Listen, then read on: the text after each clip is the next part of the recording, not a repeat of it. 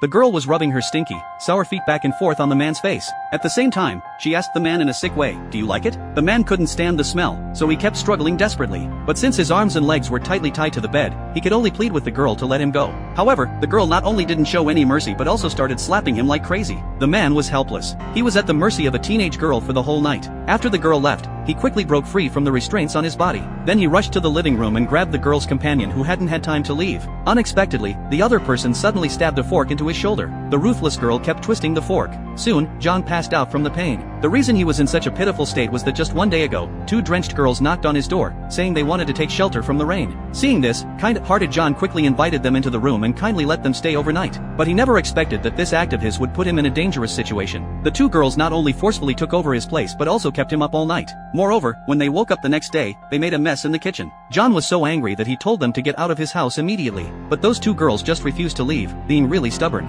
Angry John picked up the phone to call the police. But to his surprise, the two girls didn't seem worried at all. They said they were minors. If John dared to call the police, they would immediately claim to be the victims. And just by looking at it, no one would believe that a big, strong guy like John could be bullied by two underage girls. Besides, the girls also said that they hadn't taken a shower since last night. If the police were called and they went to the hospital for a genetic test, with their minor status, John would be sentenced to at least 20 years in prison. Hearing this, John was completely stunned. He never thought that just because he had kindly taken in the two girls, in the end, they got something on him. Thinking of this, John panicked. He suddenly stepped forward and grabbed one girl's neck tightly. Seeing that he was serious and worried that someone might get killed, the girls finally agreed to leave. In this way, John finally got rid of these two troublesome girls. After returning home, he quickly cleaned up the kitchen. But no sooner had he finished cleaning than a strange noise came from the living room. Puzzled, John quickly went out to check. And the next second, when John woke up again, he found himself tied up tightly, and the two girls were flirting right in front of him.